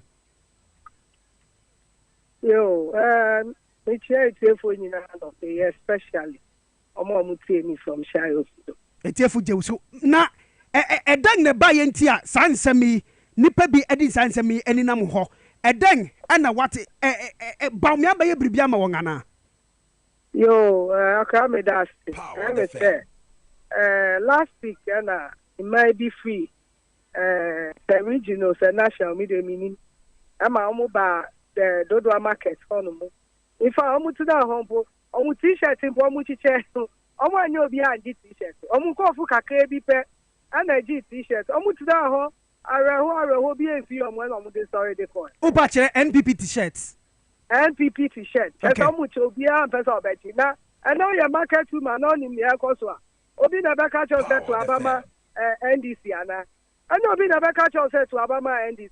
Because we are market women, Omuko market, Omuni, challenges, Omu, and no cotton oil, 4 million, or Chinabako, 4.9, Chinabako, 6 million. What you are here? And then tomatoes here. It's any other catcher with some Mubotima and this. Say, to say the Amukan, election there come between MPP versus Ghana. What you are saying? And your life. It's almost that now you yes, so Marco, daily, your friend said graphic. I report said some your friend said market women endorses Baumia, which is not true. They are not part of the new country. Oba market on more. Piasha Kojai. In fact, Murap it's a virtual video no they send. It's never true. Child Sudoku market women are not to be precise. Don't do a market cannot be for Baumia. We are MPP for there, they are for but majority about 80% are for John Jack. And they witness it. And that's a money witness here. They say almost a basic market, Mr. My rat me call on kosher market, almost musi. Say a friend say timber hollow. Say a single room. Wow, Omubechama, the market no musia. And now roads within the market Nankasa is poor. What you say? Mujito, yeto kitwana muji. Muju market every day Mujito. Tansi kani nina muji market one every day ya jo musika. Tansi kana what a movement market ima. Mi ubi so mwa. Ya met bi aye mayama omu. Some of the markets you to me lows, but unfortunately, no. Nana do buy we collapse banks in ya. And then ukonya your friend you said bank be over. You're from one in the back. Almost 20 million. Who may try interest? Who may here at the end of the day? Total amount where 3,500. And then I say, who did 20 million interest to buy 1,500? And then ukoya na sell buy. 18 and 80 a market for they are certainly behind our incoming president John Dramani Mahama. He said, "The policies are Mahama Eddie Egu on me. Or be a women's bank. Yeah, women's bank. So that every district Banya bank. And then Senyamia Dunda, yeah, election, yeah, Papa Minister, we need here. I feel that market women. I mean, assessing loans. Difficulties now will be a thing of the past. Good. They can easily access loan. Mr. Marco, you obey here. In fact, I'll make sure that loan that them the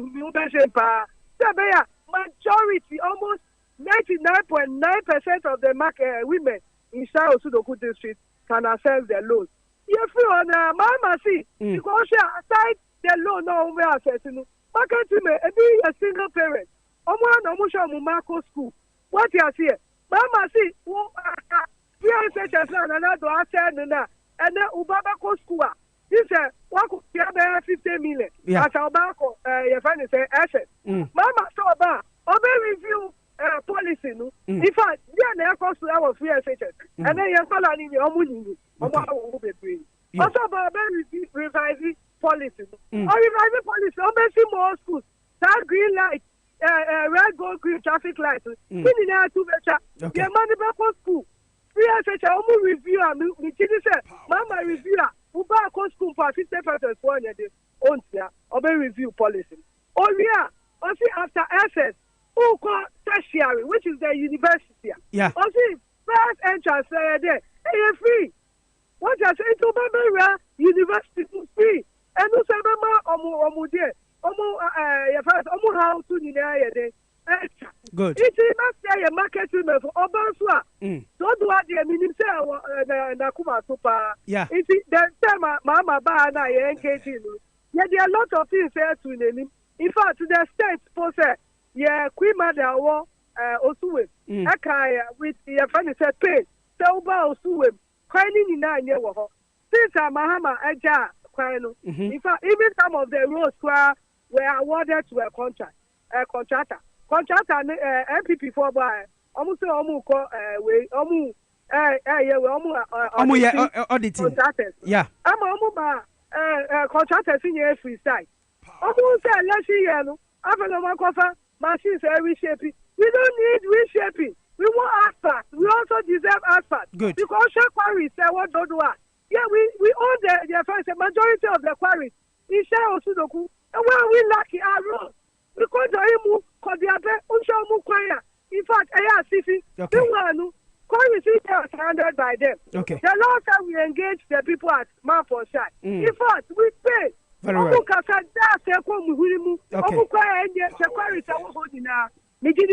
Yeah, Papa John Germany Mama Ba. Yeah, quite what's on your mind. Obayama. In fact, to end my submission, because I mean, catch a shy or suit of yes, no. In fact, I know your manifesto launch, Obia ATA, Obia share, Charles Sudokupo. They say you're not descending to the ground. You are communicated. Omuko grounds, no, make sure, sir. Omubema, near policies, Mahama, Akanu. Eti na MPP for now meeting the press. Omu say the Papa Mahama Akaniti. Omu shada meeting the press and now. So the baya near Mahama Akani na man for AGM for so. I AGM was super. Ya steady, ya focused.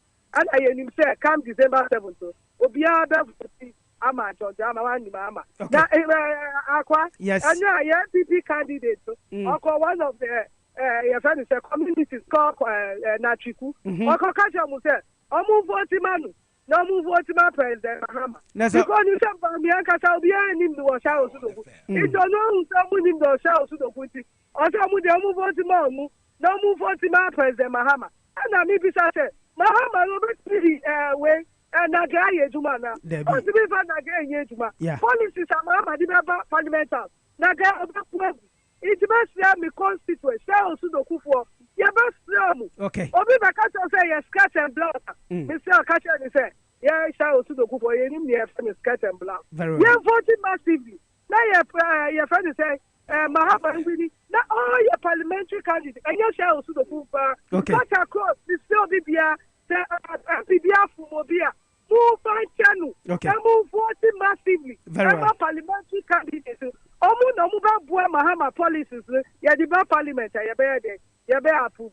It's a Kwame Nukase and a party market Obiania bid in India. Okay. Yeah, a press conference. Okay. Then Yomuka and in fact, Yakachomuba, Kofuka depend a reportage. Midasi P. Honorable Midasi, so Oniakasa, Yedasi.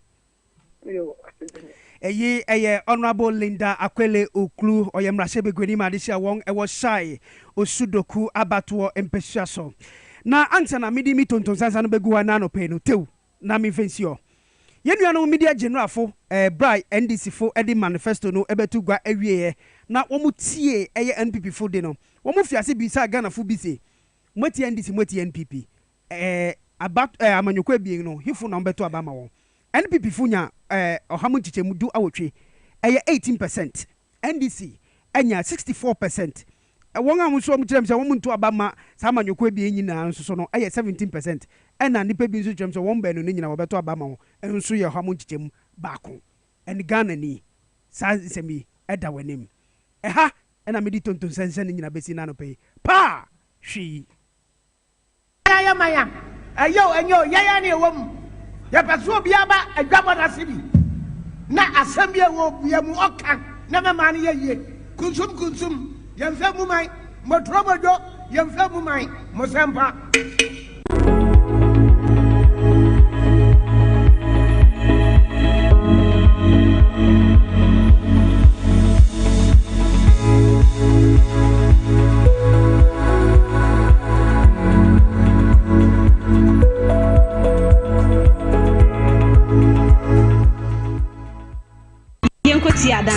Spanish garlic mixture. Now what feel what see drawing cow baby di one dance.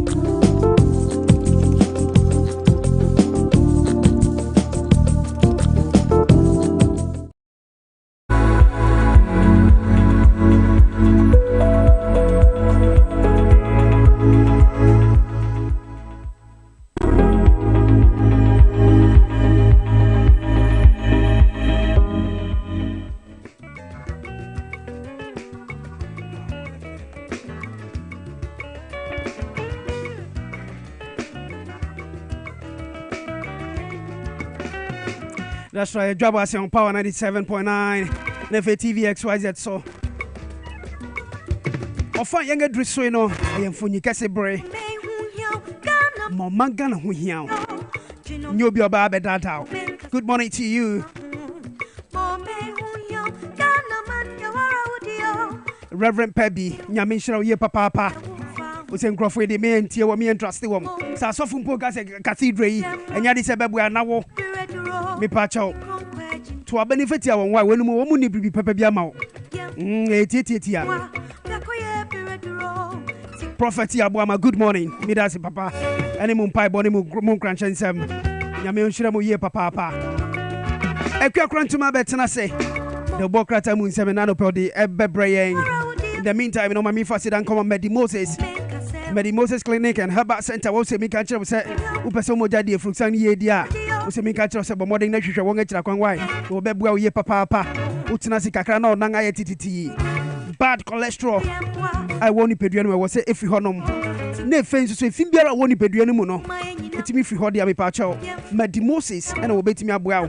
Titru prostate one time de Marimano Munina Mudi one dance hypertension, diabetes, typhoid in Sansam so obey if you ho. Medimoses, the Pacha Wangachira Kwang, and what dental barrier. Omni police station on the D enemy share across entrance so almost a Ghana Highway Authority 1 yard in them. At Jacojo, woman is school for the death and on the enemy share. Kumasa Hinima Kokobe. From 0244 068 447 0244 068 447. Rahel, say good morning to you. Who's Akora Kofi Darko follow show in Nano Pay. Now that you're a CP. Now, Baumiani, a Grofide, Wabeko. Me that's saw the message Abrame. But me follow your Facebook Power 979 Nefe TV XYZ Ghana. Graduate didn't call any no. My dream channel in American can in Nara. Eddie Amamune Anope. Biakuye neye. Mi pacho. Yan Kambum. Nancrofoid in Yadis over Buy. All right, Mammy Quay. Namin se minu ya bia. Ekia Krantima. Lovely. This is lovely morning. Ekia, Machi. Akora. Yes. Me also. Now put me today. Nyame adom boko or the adom ye na say a freshman don't say Mondays dear. Yeah. Aya na kwa bibi o hot ase. Something with you. But yabanani aba. Yabanani aba ya sum Ghana for. Of course. Aba sum aya TV XYZ Power FM tie yeah. Inti ano page say aya mfoni kasi adwuma dia. Say aya crowd ko akrata no so dia say ne no ensam awomu. Say aya weekend no. Nyama kokọ so nyina no say a capture ne kama eno ne a was ya boda wuro kire na Ghana for tie ase enti no ya be ne sa ade ama atiefo ne anope. O say NDC manifesto no over the weekend no. Usha senia ami ade ba ko a wo ye ya mama ni jey pa the fact say wo mu chiche kasa num kire nsem num say ye anwura kasa wangaka fante esanti twi ene fei awuza kasa no Akora we kura maka se bi o ma che na o san kom ya ne sada dada ya na se ayomudwumadi ahodo no burofo na doso enti won fam bra fam enti won fam bra fam na Ghana for se bi enye obi na burofo tetenten no oti ase enti wo ka nipa ne sadia ne kase mo beti ase a na wate wase ye na de no soma wa som se nkrofo ese no mo ka so meye se nso de me hwe mo kɔ ne se beboa me enti me di o machi ato de amam enti no mebo o maba so so man ne sa de ama Ghana fo nyina na wo hwe ye nuanu ma won edi dem people with disability so and no so manifesto yi won aya won mu so won afam de aiden amma won manifesto na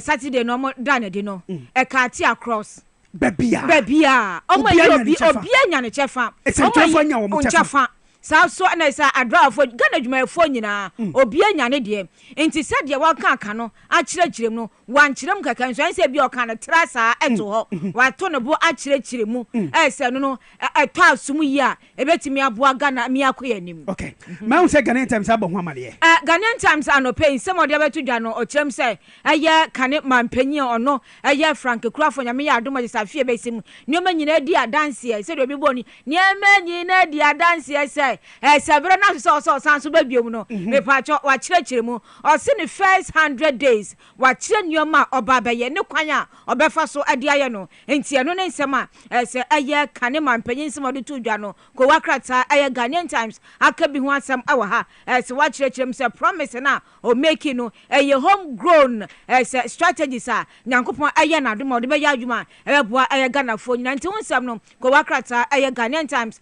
ɛde bi aba bɛto dwa ɛwɔ ha sanso ɛna nei ɛyɛ TUC ɛde sɛ ɛyɛ Secretary General foforo ya pa no ɛyɛ owura Joshua Ansa ɛsɛ ne ko akrata ne ba amanesa Dr. Yaba ne bra aso nti ɔkɔnti owura yi ɛna sɛ abɛhyɛ na ne ɔmɛboa sɛ bɛ na sɛ Trade Union Congress ɛsɛ ɛyɛ nnwuma no ebetimi akɔso ye ɛwɔ hɔ nti ko akrata ne aba beto dwa foforo ya waba yi yɛhwɛ n'anim sɛ nneɛma a ɛnkɔ yie waba mu no obenya kukuduro no bɔka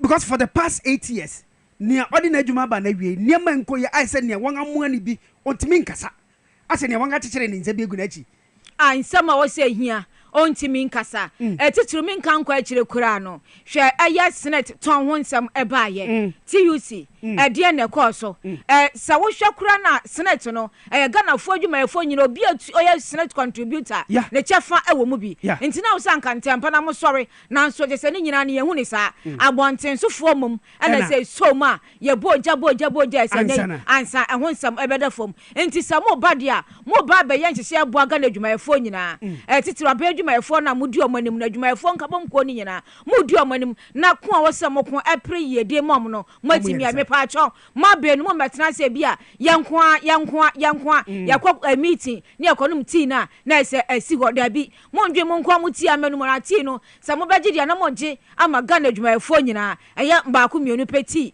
ɛna sɛ ho nsɛm wɔ sɛ mo hwɛ na mo ka enti ho nsɛm ɛna ko wakrata ndi abasa so ɛna je sɛ ɛyɛ na wɔtwe mu so kasoa kasoa je sɛ ɛkame sɛ nsɛm fi kasoa ba no dodoɔ na anyɛ de na wɔtwe sɛ kasoa atoranche mienu ɛna si ɛwɔ hɔ baako ayɛ te sɛ kasoa new market no ɛgya tomu sɛ anya hwe kra no ndra nadmo coordinator ne mpanyimfo akopia ɔkyerɛ mu a stores bɛyɛ ɛyɛ 80 rooms ɛna sɛ ne nyina no ahye na te sɛ adehye kasoa hɔ de ɛbɛ den amomo ɛna atoranche baako nso ɛden a ɔmusi ɛsɛ ekodwiriye ɛmɛkɔwi ase na sɛ suani baako carpentani ɛne afoforo bebre na no eprepra na nipa mienu ɛna sɛ ahwere miensa ɛna ahwere mo nkwa ɛwɔ saa arrangement drag sɛ alex don kɔbɔ mɔden a yenya footage ne ade nyina sɛ ɛyɛ awerɛho papa na da no nadmo panyin no kasa no ɔse ne nti a wanya kora ne sɛ sɛ owura Christopher Apia ɔkasa ɔse ɛdan no kora permit ho nsɛm na nkɔye permit ɛyɛ ne sɛ dan no kora permit no ho nsɛm nkɔye ɛna dan no East Assembly no dan na wɔreyɛ ɛdan no moyɛ na sɛ ɛdan no kora nso no ɛyɛ abruti defense ɛnyɛ abansoro ɛwɔ sɛ yɛsi na abrosan ɛyɛ dantie bi nanso adan wura na anwurawura mu a ɔyɛ na abrosan cement no kora ne je sɛ blocks no ɛnyɛ papa sɛ meka sɛ obi ba mepamcho sɛ wo school bi sɛ wo si school dan a ɛnyɛ school nkwala no ɛna wo sɛ mo kɔyɛ adwuma na wo sɛ fa workers a ɛbɛkɔ nsuo ne adeɛ nyina sɛ obi ba nkɔkɔ nsuo nkɔyɛ adeɛ ɔdan no ɔdan akɔdwire ku no sɛ wenu yɛ arɛhosɛm a na wɔtwe awie yɛn so no esi ɛwɔ kasoa ɛne ne mpatemu nti no ɛno ne nsɛm ayɛ sɛ ɛyɛ Ghanaian Times ko akrata no ɛde ɛba me kɔmanim me paatɔ pɛ ne nyinaa kenkan a Constance ne na kɔtɔ deɛ na kyɛ sɛ wo so watimi aka ne nyinaa ma me fa ɛyɛ ko akrata ɛyɛ Chronicle ɛmfa ɛntoa so na yɛkae sɛ NDC Saturday manifesto manifesto no former president waka aka na ati be bi ehia otomfo no na so obo ho pan se ho no ehia ne pa o se nipa bi a Nyankopon ye omadom na mu bi esika kra bia o man Ghana mu na yamfa nkogina court ne sorry prekope gunu no obo be hwem ne awoso osama na license aye adwuma no obehwe se ordinary bank no be ma no aye adwuma na we na Dr. Mahmoud Baomi anti ase se aye o ka se banks no o metimi asan de amom wura no ma this e court na me bu se ye gunu no ya de court ne kogu na ana ye gunu wie ansa nipa bi omo de bank na no ye de omo court se court ne omundi. Good question. Inti ano na wasi ehun se wo sore prekope kono for ata ne nkrofo sore da korpe na se bank no ye gunu inti se ade momura no de ade nti na wo se court ansa etimi de amom ye hwem na se nipa ne se fata se Dr. Parko Sindum ne yi ye mfom adwuma mom a ne de amom na so mato aso inti ano ho nsem na se eye chronicle ko akrata no de betudwa sanso na obo amane se ensampa manifesto a man da so manifesto a recheche je se bibia bi wo mu no ehon nsem so se o se enu ne agina so de ahyehye Ghana foforo ya reset Ghana inti won nsem no ko akrata no de aba sanso na guta nso awredi consent say amendment bi o maye e wo new shipping law ho no say yade a embuom na nso ne nyina no yade ampemfo so mehwe Ghana Shippers authority say o mehwe na nsem a guta e kan nyina no o matimi atie na no nso nsem o mu de aye adwuma sanso na say aye drip ya drip ba ko pa ye lunch ne be 1000 ye di kan lunch ba ko on kran say si adu Ashanti region ye lunch na jese edu northern region I say regions ne de wa benya bibia no asi abodwa de lanche inti lanche inti honsam ana jese ayeko akrata chronicle so ade babetu dwa and anope picture bi wa daily graphic enim I say picture na efe bi sa efe I say yes no fi ho na ka say picture no efe because aye nipa ni onyam ni kukudrufu ani ti abobia onum de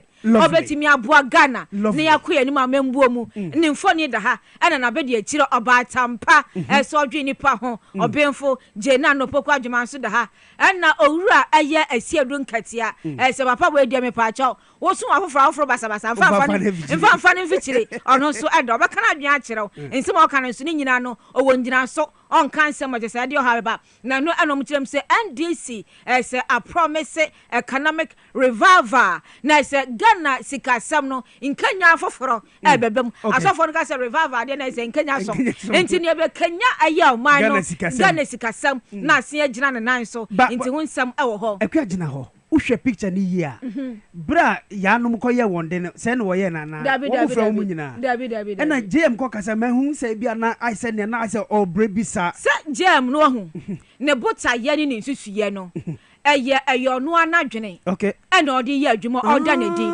ene ni Ghana fo aka kire no se ye penise no watietie ena waboaboa no ena se obeda ne di nti oda ne di no odi eye confident kasa esa ne se onimdia o kan ne a enhye Paul de begu akwamu ade aye adwuma no enye se bia obi na aka kire no se koka ena se ye pia ho ena dabi se wa ofi upem aye ade a wuyi uje mu akoma obi bia mu de wa hoden eta akire ye enti sa ene nsonsono ye no se o ka se ende obi gina mo so MPP ne ni sinyina dabi MPP ne ndi sinya pe anya pe da e wo kwan bia so obi agina ne kwan so se ade ye adwuma enti hunsam no na o kirem se manifesto no o se obo behwe adwuma ho nsam nyame anim ne Ghana mbebu nya adwuma anye na chese o mpo anya bia ye no obi di as low as 250 cedis a month Ghana ene nkran abrabo akurasi abrabo kura wontimi manage with 250 enti ni nyina ya nsam a chese obo behwe ana se o ma di mo bet no so a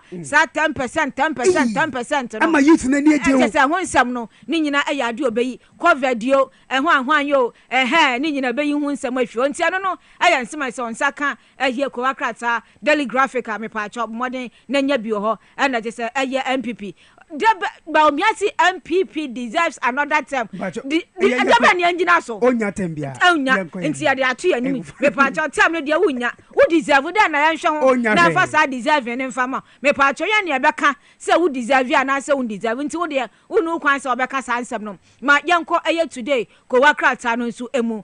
Chese eye kane mampanyi ate say ncho besan so mampanyi biom no 24-hour economy say watch ne bo ha nti je say bo modern say obenya bi na wakuta esa ne say ba minda yewra jontromani mahama ode clock ne besi ni nchen ho pepe sa watch no ne ehia ne ade ahwebre ne nhyehyɛ ne ne a wose ya biribia mu ya nsɔre ya nneoma troka nti ho nsɛm ɛwɔ ha se ko wakrata no ade abetu dwasa so na ate sa akwanhyia si wɔ ɛyɛ atabaze ɛno ho nsɛm na ka soja ne sɛ nyame nim ne nsɛm na dɔso na so ya brenti no ya mbɔ ni tew Mr Traffic Man mawie ya sɔre so na si etiefo nyiro bibi otie ya nkwaso na tie no fo adwenkyerɛ nso bɛbo adwumadie no lovely ekwabida say ekwa krantima no de eye mfonikasi abreye no nsem ahoro a ekoso ewo de bograta no mu no eno de munsem abreye na no pay no ewo Dwabo Ase Power 97.9 FM so eche yebeko na yeni Let's Talk Educational Consult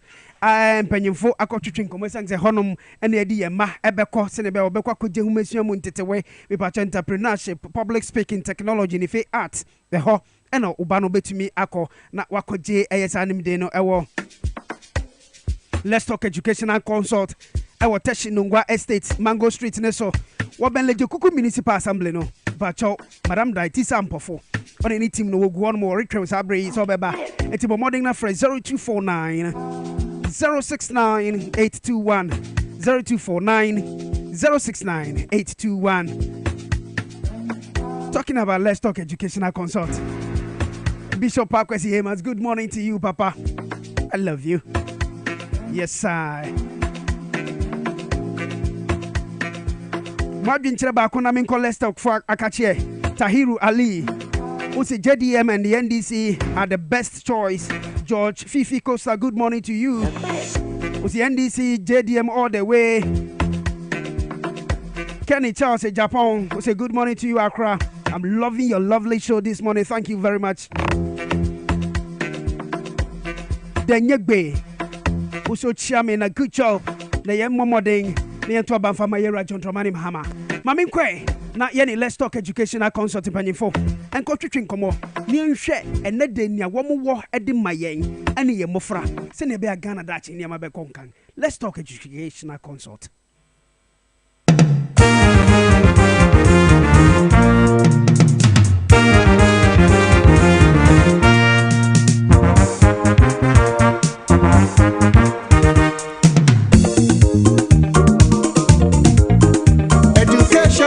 Investment, oh papa.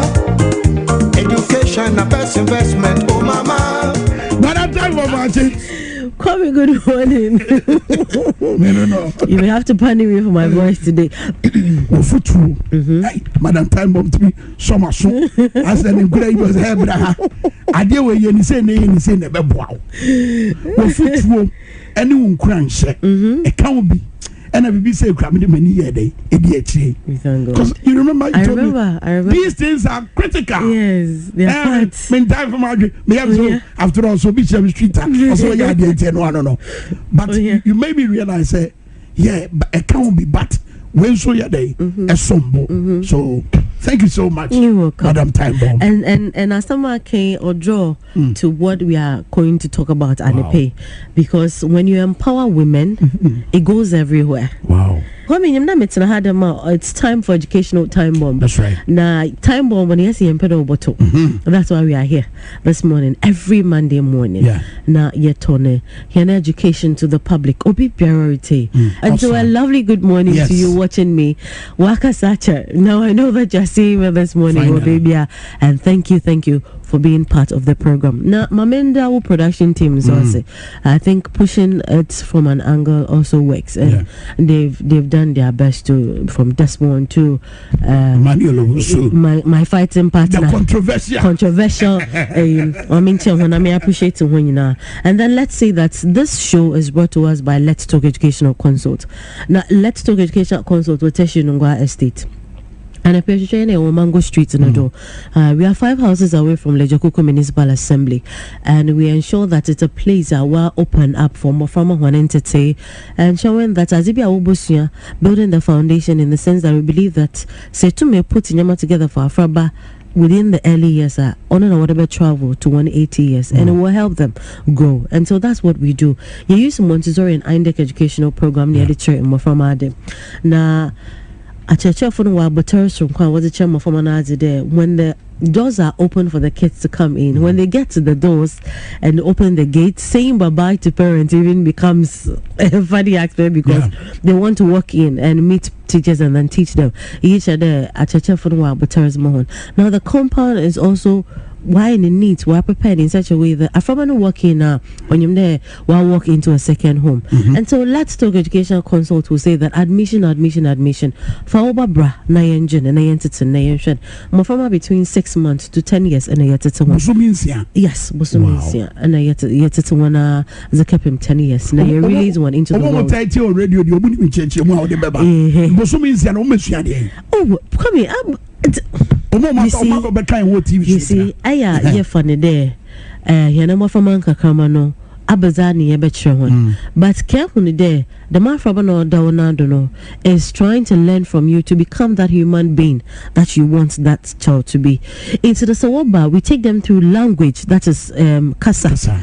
On Kasa, but the reading aspect of it, the singing aspect of it, the sensory aspect of it, that's like a sensorial, learning colors, shapes, and numbers, because the minya when it comes to one science and maths, so we can't take it out. The more sooner we ensure that we do numbers, especially counting, identifying it, playing around it, and the most important aspect is getting the child physically and cognitive developed. And so make our physically and cognitive what they are crawling so miss more on sample because so after base 3-4 years not the one so pencil day. It's wrong. It's wrong. And so the child needs to be guided and all that. And it starts from home. And so if we say that from 6 months to 10 years, you pretty child there, a family development, here. And so if you do it and you do it well, it will help you to have a better future. And so I always say that early childhood education a priority. I mean, our future is well secure, and I always say the future is not tomorrow, it's not years to come, but it's tomorrow, which is Ochana, because day in and day out, Afraban Orinian, and that's what we are looking out for. And when you take kids and you are developing them, you ensure that 80% out of them are well prepared and groomed. That is what we as warrior. But in here, no Sabiota fracture, we hardly value early childhood education. That is a Mofaman kids and kids, but that is where if we put value to Yendache, Bayestrom Kwame, that will draw me to end the discussion. That's right. I always say that I appreciate the mothers in a very small way, because in our mindset we feel that our mothers are women, that's their role, that's what they have to do. And if they are doing it, it's normal, it's nature, it's natural. But then and me draw our attention to the fact that if we empower them and empower them more, and come on, easy. So if I spend a month to 5 months with fee, that's a 6 months was an hour. But between that 5 months, any woman out there needs to be empowered to take care of that child. In the care when their mothers love, they nurture, they empower, and they continue to repeat day in and day out. And so, Seritema, care when there. Let us learn how to teach our mothers to be role models. To be a role model is not just my career, using it to show a child to learn, but to be a role model in the way we carry ourselves, because kids funny learn how to respect through our parents, and that is through mothers. And to say in for baby or respect her or yaza way so for the mommy ho in for baby or show kindness or yaza way so for the mommy, because the mother set up as a role model. That's right. My many child say, oh mommy or child do, oh mommy as a mention, then the child starts learning from there. It's in it will remember word child and all that. Massa, they didn't learn it from anyone, they learned it from the mothers who keep them and train them. And so if I say that they should be role models, I'm looking out for being kind, showing respect, understanding, encouraging others, and that is the kind of role model we are looking out for. Because Kwame, we are looking at the world and we are chasing the world in such a way that here if you respect, here if you kindness, here if you understanding, here if emotional connection, and so we need to ensure and empower women in that form.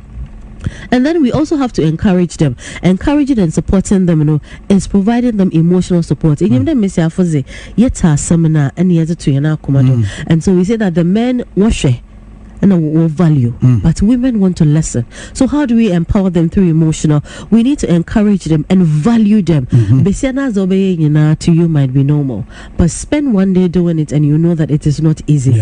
And so value them by saying that it is actually from me address one papa and there's anyone customer menu oh me when anyone is smile, oh I love that. You value them through your words. A man lost his job and he's a white man and came to spend 2 weeks in the house. Us normally okay jumo or sunny singlet or be feel so as such another one in a day or two. But when he lost his job and had to be home and take care of the kids, obviously wonder what is going on.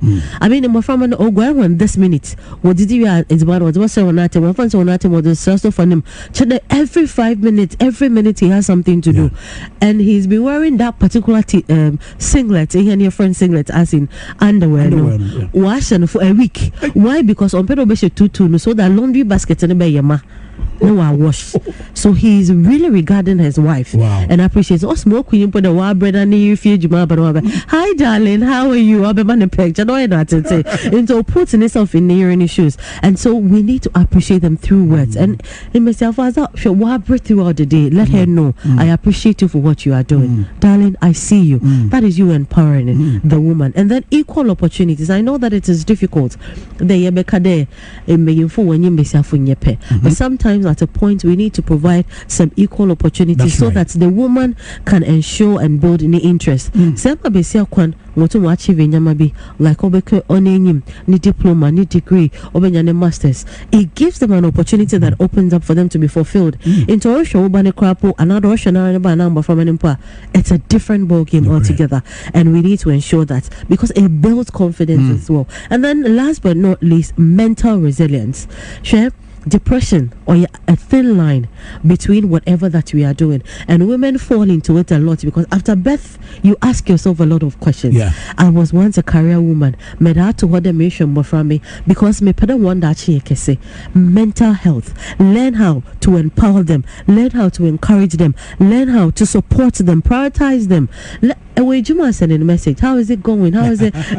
Or I mean, how are you and the kids? Are you try and get some sleep? I mean, maybe you support. It's mental health. It helps because living all those things together is a challenge. And so if we empower our women at home, they will take it back to work. Whatever they will do will be double. And I like the testimony you gave. The words of encouragement is what has drawn us to this. So tell me if I am doing that with my one and only Kwame, and we have women out there we've empowered to do this. Tell me how many men will go out there and what they will achieve. And so that's what we are looking out for. And so sure, money best. But Kwame, it's a TV Mommy appreciate the Nature Blend Hospital. So a family hospital aqua. Mommy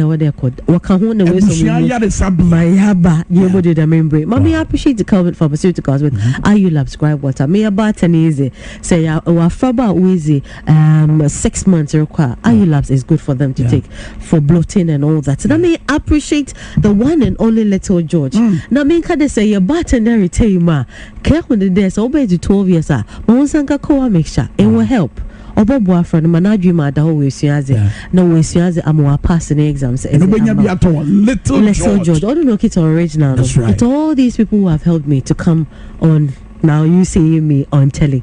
Mommy, I appreciate it. I mean, there's also the bar. I'll sell it nicely for you and beautifully. Shusha, let's talk educational consulting HR Wateshinungwa Estate. Now follow here on Facebook, Instagram, and LinkedIn. Call us on 0249069821. 0249069821. Apostle Park we see him and Mitchell. Mr. and Mrs. Ampofu. All right, we let's talk educational consult one come twetwe a Madam Daitisa Ampofo on menu akwame kan enya na yede abramo ewo adwumadene so. That's right. Dwabo Ase on Power 97.9 and of course on TV XYZ. Let me say good morning to you, Chairman Jeffrey Banini, former Ablekuma South constituency chairman of the NDC. Chairman, good morning.